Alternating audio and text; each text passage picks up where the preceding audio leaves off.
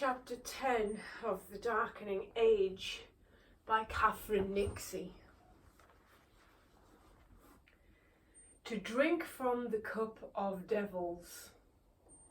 We, if wise, shall take from heathen books whatever befits us and is allied to the truth, and shall pass over the rest. St. Basil, Address, number 4. Near the beginning of Umberto Eco's novel, The Name of the Rose, an erudite medieval abbot turns to a monk who has just arrived in his monastery in Italy. Monasterium sine libris, he declaims in Latin, naturally es sicut hortus sine herbis pratum sine floribus arbor sine follis. A monastery without books is like a garden without herbs, a meadow without flowers, a tree without leaves. The abbot continues this explanation of monastic life in the vernacular. His order of monks, the Benedictines, he explains, growing up under the double command of work and prayer, was light to the whole known world, depository of knowledge, salvation of an ancient learning that threatened to disappear in fires, sacks, earthquakes, forge of new writing, and increase of the ancient. It is a powerful image, this Christianity as the inheritor and valiant protector of the classical tradition, and it is an image that persists. This is the Christianity of ancient monastic libraries, of the beauty of illuminated manuscripts of the Venerable Bede. It is the Christianity that built august Oxford colleges, their names a litany of learnedness. Corpus Christi, Jesus, Magdalene. This is the Christianity that stocked medieval libraries created in Très Riche de Duc de Berry, the Hours of Jean de Navarre, and the sumptuous gold illustrations of the Copenhagen Psalter. This is the religion that, inside the walls of the Vatican, even now Latin keeps Latin going as a living language, translating such words as computer, video game, and heavy metal into Latin over a millennium after the language ought to have died a natural death. And indeed, all this is true. Christianity, at its best, did do all of that and more. But there is another side to this Christian story, one that is worlds away from the bookish monks and careful copyists of legend. It is a far less glorious tale of how some philosophers were beaten, tortured, interrogated, and exiled, and their beliefs forbidden. It is a story of how intellectuals set light to their own libraries in fear, and it is above all a story that is told by absences, of how literature lost its liberty, how certain topics dropped from philosophical debate, then started to vanish from the pages of history. It is a story of silence. The intellectual world was changing. Some years before Hypatia's murder, an elderly Christian bishop named Basil wrote an anxious address to young men, advising them on the right use of Greek literature. It was a brisk and starchy work intended to show youthful readers which classical authors made for acceptable reading material, and which did not. As Basil warned, young readers should not surrender to these men once for all the rudders of your mind, and follow them whithersoever they lead, rather accepting from them only that which is useful. You should know that which ought to be overlooked. In Basil's eyes, there was a lot to overlook. Today, in a world in which the very word classical hints at something revered to the point of dullness. It is hard to understand quite how alarming many of these works were to the Christians, but to Christian eyes the classical canon had the power to horrify. It was replete with sins of every kind. Open Homer's Iliad, and you might find your eyes falling on a passage about how the god Ares seduced golden Aphrodite, and how they were both then caught in flagrant delicto. Open Oedipus the king, and you might find a declaration that the power of the gods is perishing. Even works by the most stuffily august of authors were not without danger. Open a work by the tediously virtuous Virgil. You might find Dido and Aeneas up to no good in a cave in a rainstorm. Idolatry, blasphemy, lust, murder, vanity. Every sin was there.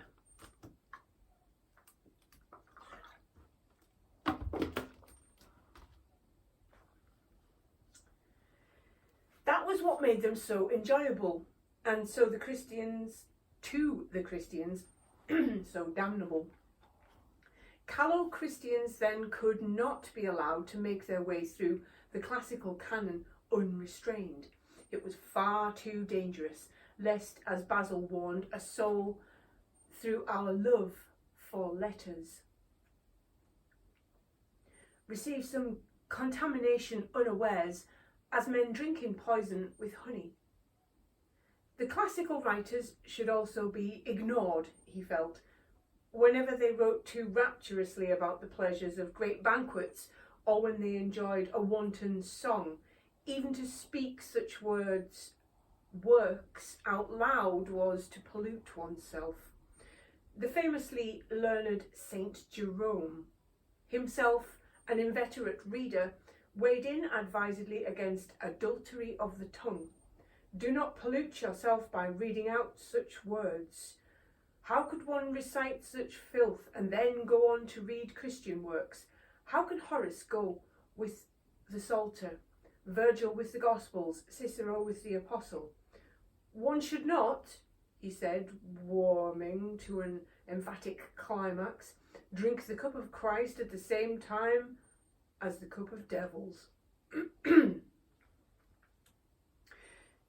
For every classical work that sat comfortably with Christian minds and morals, there was another that grated unbearably on them. Carmen 16 by the poet Catullus was a particular thorn. This poem opens with the infamously bracing line, I will bugger you and I will fuck your mouths. Hardly the sort of thing to gladden the heart of Basil. Epigram 190 of Martial was a little better. This verse attacks a woman for having affairs with other women, or as Martial put it, you improvised by rubbing cunts together and using that bionic clit of yours to counterfeit the thrusting of a male. Open a work by Ovid and the trembling young reader might find the poet explaining how to seduce a married woman over dinner by writing secret messages in spilled wine. Dip into a later poem and they might read an account of Ovid's lunchtime love-making and a detailed description of his lover's body. Her flat belly beneath those breasts, her youthful thighs, ... Enough, said Basil. Good Christians, he advised, should entirely omit bawdier classical works. If, by chance, your eye alighted on a classical passage that portrayed depraved men, then, said Basil, you must flee from them and stop your ears. The Christian reader should, he warned, always be on guard against Ovidian naughtiness. We shall not, he wrote sternly, praise the poets when they represent fornicators and wine-bibbers. Not all classical writers were so dangerously lusty. The Stoic Emperor Marcus Aurelius, for example, had treated sex with a sort of disdain of which a Christian might approve. But even his language was a little too precise for Christian comfort. Where Christian writers frequently resorted to the safety of abstract nouns, lust, desire, wantonness, and similar, to describe the demon of sexual desire, Marcus Aurelius, with queasy precision, described sexual intercourse as the friction of a piece of gut, and following a sort of convulsion, the expulsion of some mucus. In an extended simile that would have been at home in that heathen Homer. Basil therefore advocated caution. Young men should read classics, much in the manner that bees visit flowers, for the bees do not visit all the flowers without discrimination. Rather, having taken so much as is adapted to their needs, they let the rest go. Most of all, though, it was felt that the Greek and Roman authors should be ignored when they talked about their gods, and especially when they represented them as being many, which was basically all the time. Almost everything about these gods caused Christian readers to shift anxiously in their seats. Not only were they demons, but their behaviour was deplorable. Unlike the Christian God, these gods did not merely traverse the more dignified divine emotions of wrath, pity and love. They ran the gamut of all the lesser ones too, indulging every feeling from lust to wantonness to jealousy, and then back to lust again. These gods were, one Christian writer felt, an utter absurdity. Far from being a distant, omniscient presence, they were shamefully and disagreeably human. They squabbled, they wept, had sex, got drunk, behaved badly to everyone, even, perhaps especially, their own family. In the Greco-Roman pantheon, not only did brother fight against brother, but worse, brother sometimes did quite unmentionable things with sister, or with anyone else they could get their hands on. Zeus was infamous among Christian authors as he had lusted with a disgraceful passion for his sister. Indeed, he was so badly behaved that Basil was unable to bring himself to describe what the one they call Zeus had got up to. It was impossible to speak of Zeus's adulteries without blushing. Such things, wrote the Christian apologist Tertullian, should not have been invented by God-fearing people. Classical comedies in which everyone, including the gods, had flapped about in fallacies were even worse. Is not the majesty of your gods insulted and their godhead defiled by your applause? Classical literature not only questioned the reality of divine beings, it frequently laughed at them too. The works of Greek and Roman philosophy were full of punchy one-liners poking fun at religion. In one famous story, the Greek philosopher Diogenes finds himself standing next to a wall covered in temple inscriptions left by grateful sailors saved at sea. Noticing a man marvelling at the inscriptions, Diogenes remarks, "There would have been far more if those who were not saved had set up offerings." In another story, Diogenes is watching some temple officials arrest a man who has stolen items from a temple treasury. "Look," he says, "the great thieves are leading away the little thief." And in yet another yarn, one whose punchline hit even closer to the mark, a philosopher named Antisthenes finds himself listening to a priest of Orphism, a Greek cult that believed in an afterlife.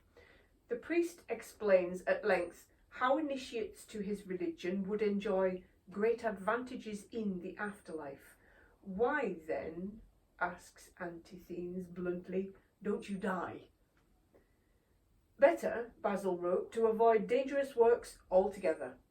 Just as in culling roses we avoid the thorns, From such writings as these we will gather everything useful and guard against the noxious. As Basil explained, such ecclesiastical censorship was not illiberal, it was loving, just as Augustine advocated the beating of heretics with rods out of fatherly care. So Basil advocated the removal of great tracts of the classical canon as an act of great care, to ensure the soul was safely guarded. Sometimes this editing process might be even more intrusive, and scribes were asked to report suspicious works to the authorities so they could be censored.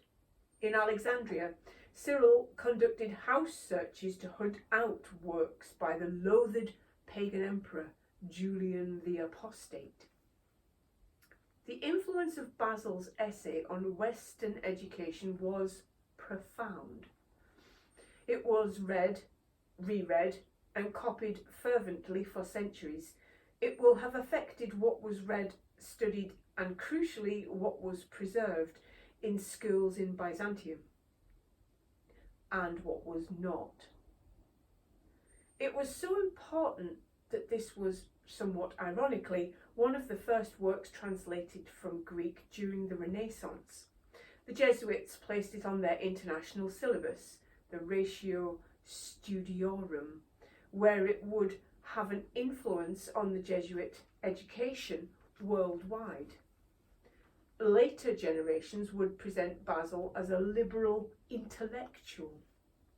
One 20th century edition of this essay described Basil's attitude to pagan literature as that of an understanding friend, not blind to its worst qualities, but by no means condemning the whole. Another 20th century edition of Basil's address explains this was not the anxious admonition of a bigoted ecclesiastic, apprehensive for the supremacy of sacred writings. Rather, it is the educational theory of a cultured man. That is nonsense. Supremacy was precisely what Basil wanted, and he got it. However honeyed the words, however beguiling the simile, this was censorship. It wasn't just Basil.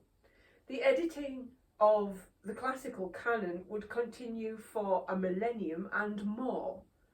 Open an 1875 edition of the Latin poet Martial, and many of his more explicit poems will have been translated not into English but into Italian, evidently considered a suitable language for sexual deviancy.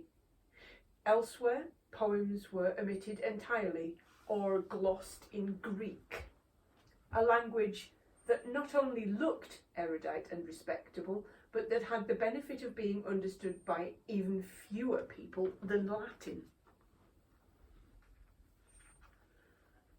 The opening lines of Catullus's Carmen 16 were, as the academic Walter Kendrick has pointed out, still causing trouble well into the 20th century.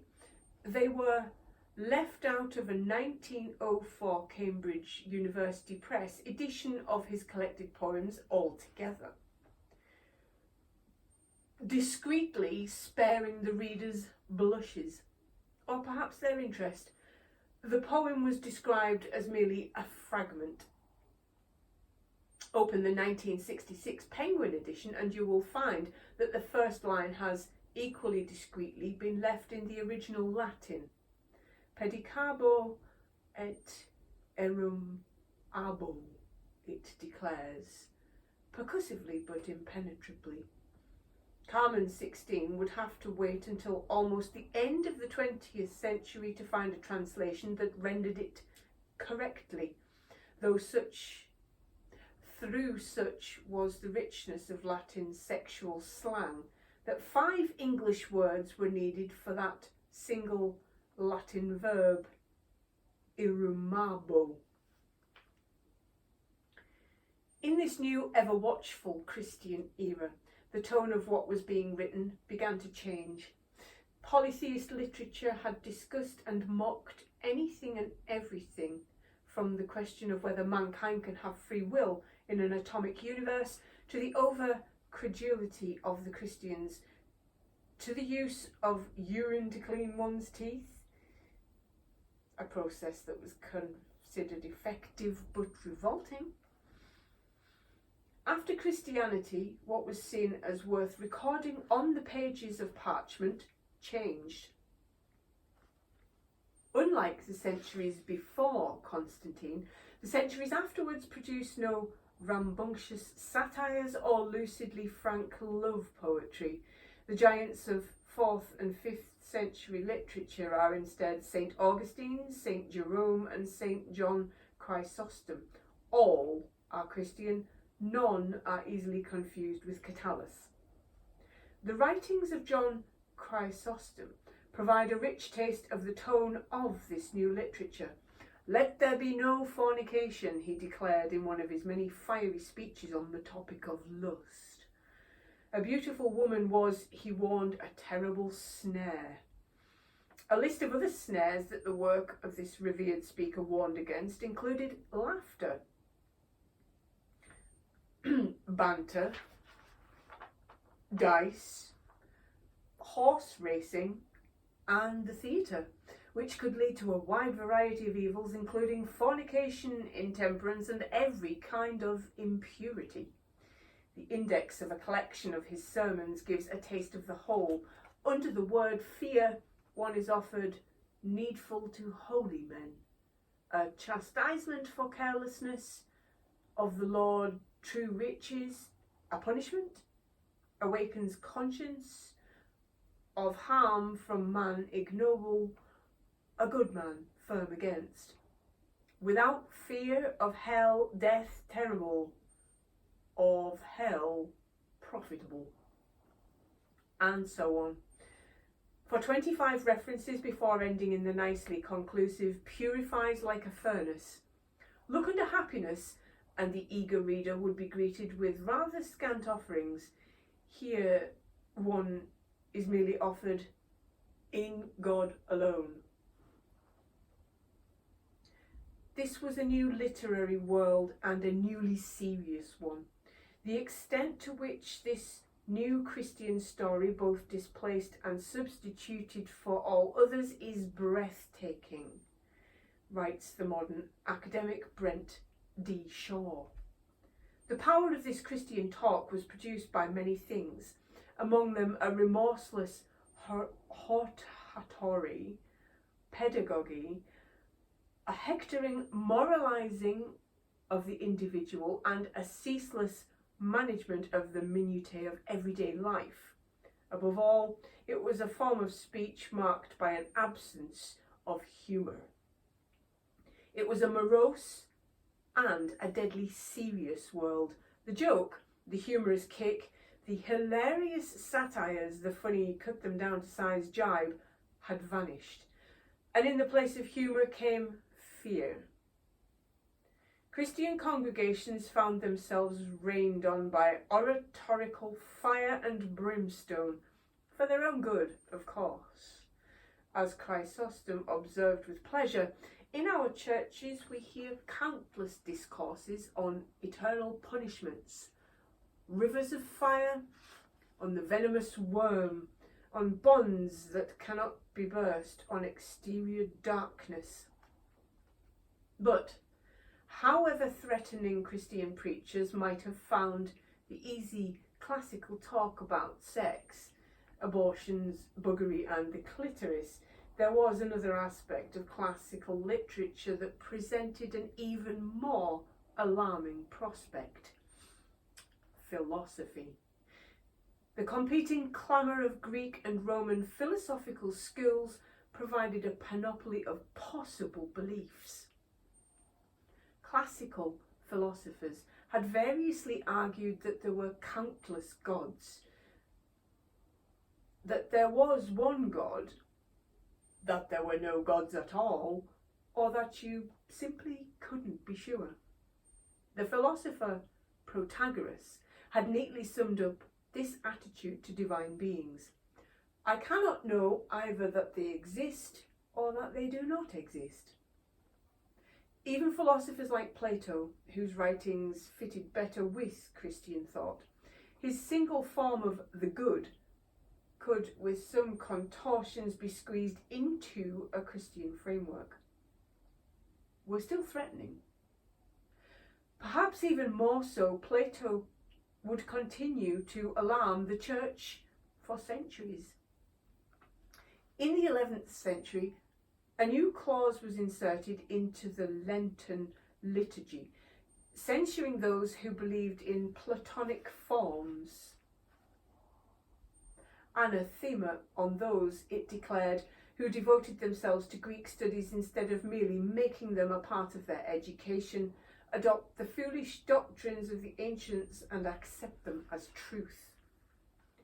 For many hardline Christian clerics, the entire edifice of academic learning was considered dubious. In some ways, there was a noble egalitarianism in this. With Christianity, the humblest fisherman could touch the face of God without having his hand stayed by quibbling scholars. But there was a much more aggressive and sinister side to it too.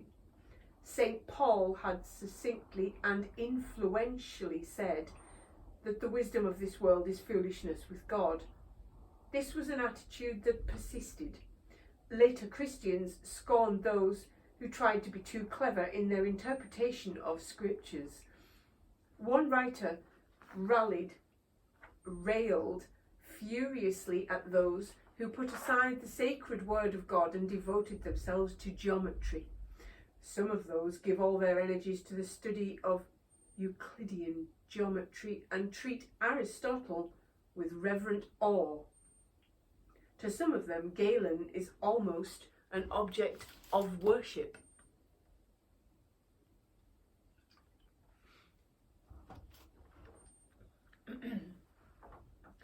In Christian eyes, Galen was not to be worshipped.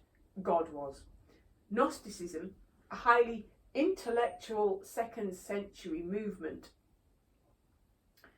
that was later declared heretical, didn't help.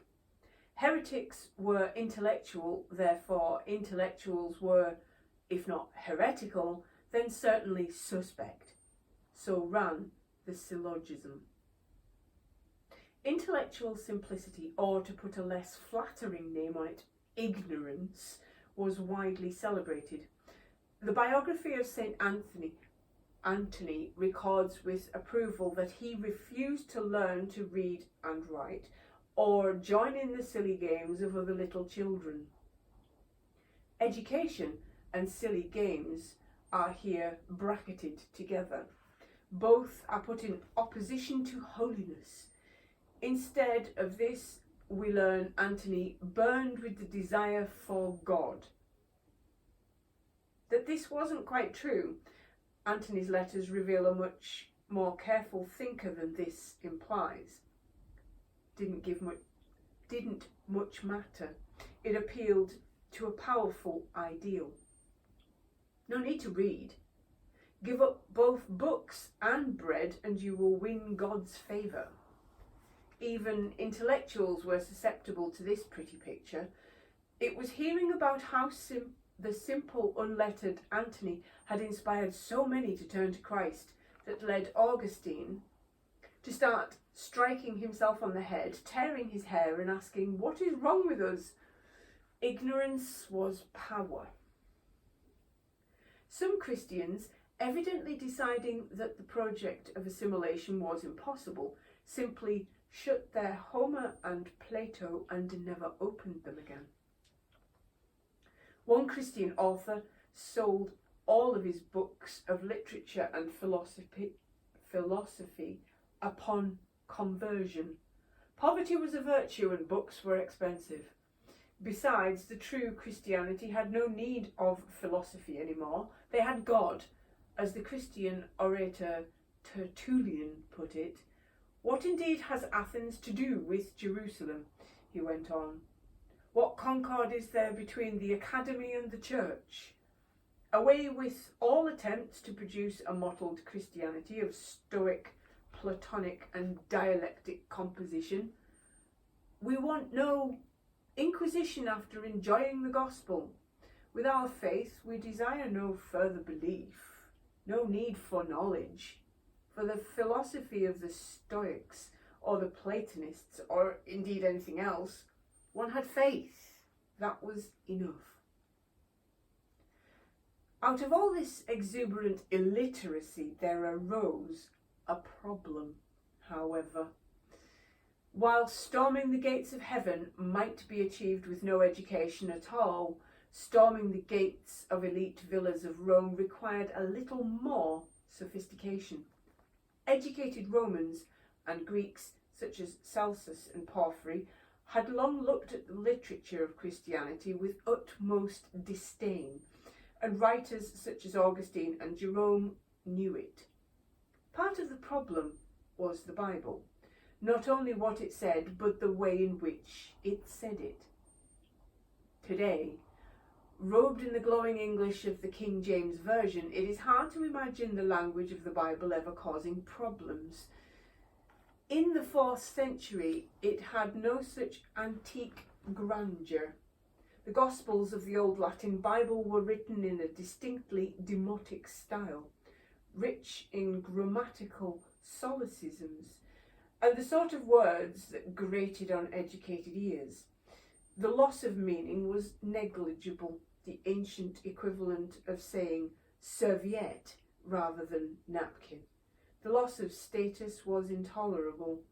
If this was the word of God, then God seemed to speak with a distinctly common accent. And this society had an acute ear for accents. Augustine grew up knowing that grammatical error was more frowned upon than moral error, and that one might be more despised for saying human being than one would be for being the sort of human being who judged another on his accent. Aiches in Latin, as in Victorian England, were often a giveaway of class. And the ability to know where to put them was the mark of a gentleman.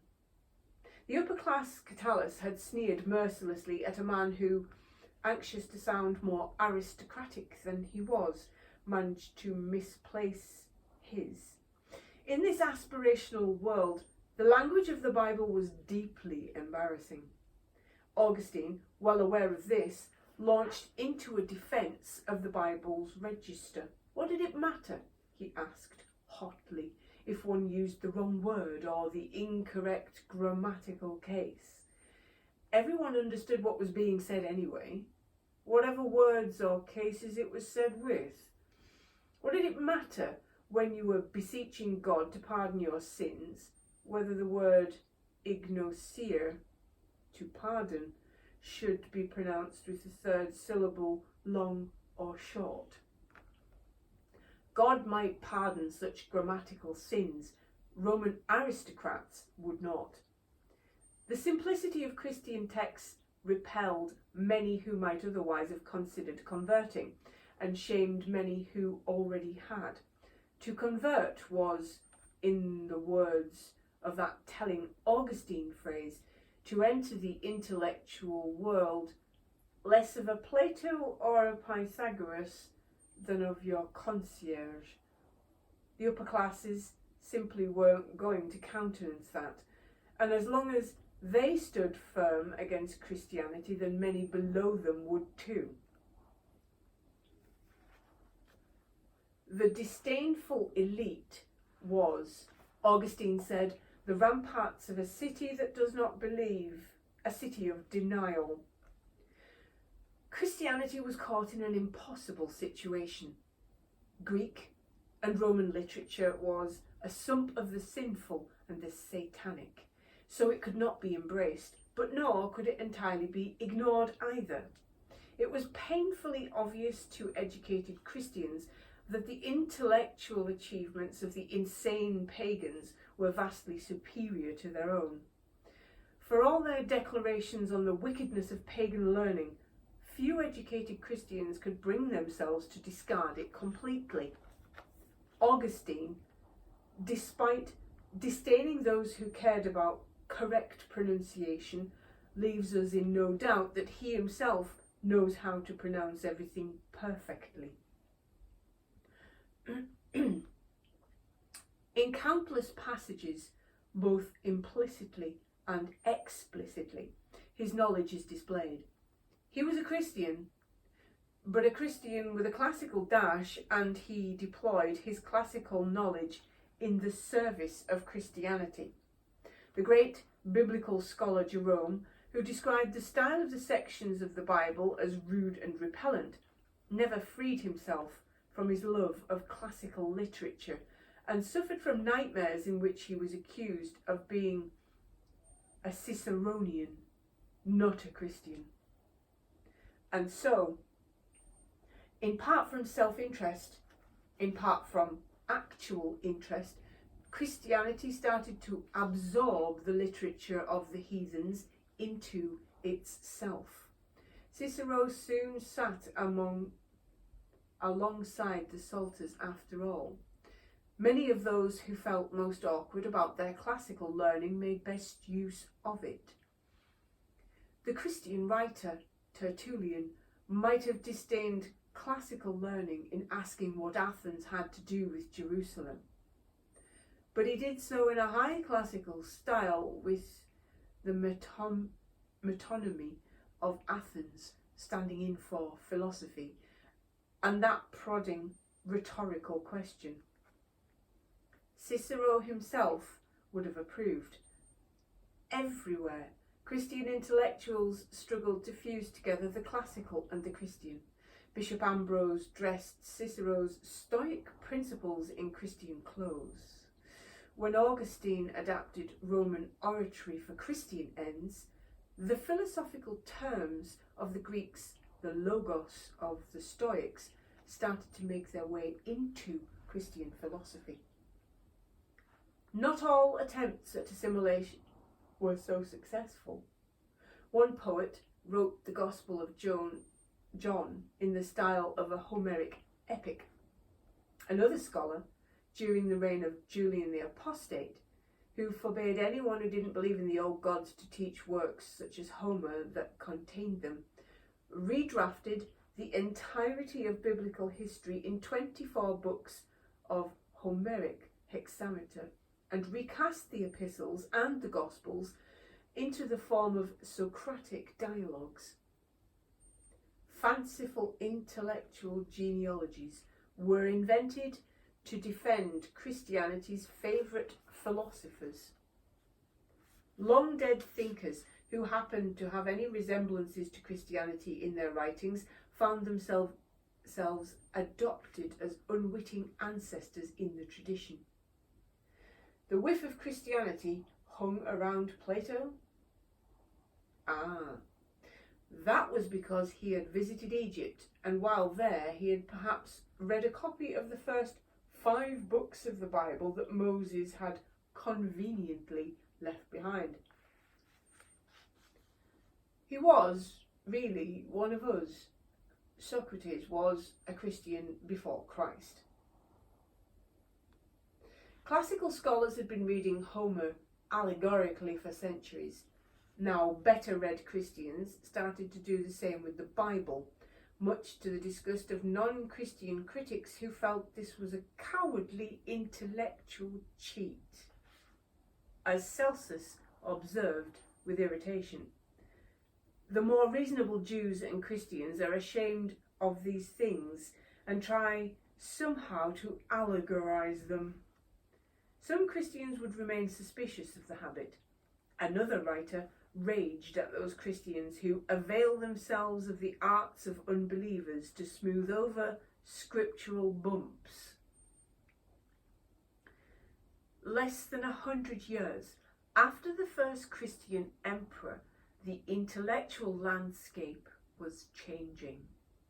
In the 3rd century, there had been 28 public libraries in Rome, and many private ones. By the end of the 4th, they were as the historian Ammianus Marcellinus observed with sorrow, like tombs permanently shut. Was Christianity's rise cause or mere correlation in this? Christian emperors would later struggle to increase literacy to ensure the state even had enough literate functionaries. Certain fields of inquiry started to become not only off limits but illegal. As a law of AD 388 announced, there shall be no opportunity for any man to go out to the public and to argue about religion or to discuss it or give any counsel. If anyone with damnable audacity attempted to, then the law announced with a threat no less ominous for being vague, he shall be restrained with a due penalty and proper punishment. Philosophers who wished their works and careers to survive in this Christian world had to curb their teachings. Philosophies that treated the old gods with too much reverence eventually became unacceptable. Any philosophies that dabbled in predicting the future were cracked down on. Any theories that stated that the world was eternal, for that contradicted the idea of creation, were, as the academic Dirk Roman has pointed out, also suppressed. Philosophers who didn't cut their cloth to the new shapes allowed by Christianity felt the consequences. In Athens, some decades after Hypatia's death, a resolutely pagan philosopher found himself exiled for a year. The stated aims of historians started to change too. When the Greek author Herodotus, the father of history, sat down to write the first history, he declared that his aim was to make inquiries, historias in Greek, into the relations between the Greeks and the Persians. He did so with such even-handedness that he was accused of tipping over into treachery, of overpraising the Greeks' enemies and being a philo-barbarous, a barbarian lover, a viciously insulting word. Not all historians were so even-handed, but impartiality was an aim that endured. The last of the pagan historians, Ammianus Marcellinus, struggled to achieve it. Posterity, he wrote, ought to be an impartial judge of the past. Christian historians took a different view. As the influential Christian writer Eusebius, the father of church history, wrote, "The job of the historian was not to record everything, but instead only those things that would do a Christian good to read. Uncomfortable truths, such as the awkward fact that many Christian clerics, rather than leaping onto the great persecution pyres, had instead scuttled away from them with undignified haste, were not to be dwelt on. Instead, he crisply announced, 'I am determined, therefore, to say nothing even about those. I shall include in my overall account only those things by which first we ourselves, then later generations, may benefit.'" Herodotus had seen history as an inquiry. The father of church history saw it as a parable. What was not of profit could easily fade from view. The shocking death of Hypatia ought to have merited a good deal of attention in the histories of the period. Instead, it is treated lightly and obliquely, if at all. In history, as in life, no one in Alexandria was punished for her murder. There was a cover-up. Some writers were highly critical. Even to fervent Christian eyes, This was an appalling act, but not all. As one Christian bishop later recorded with admiration, once the satanic woman had been destroyed, then all the people surrounded Cyril in acclamation, for he had destroyed the last remains of idolatry in the city. The affected myopia of Christian historians could be magnificent. As the historian Ramsay MacMullen has put it, hostile writings and discarded views were not recopied or passed on, or they were actively suppressed. The church acted as a great and at times fierce filter on all written material, the centuries of its control as a differentially permeable membrane that allowed the writings of Christianity to pass through, but not of Christianity's enemies.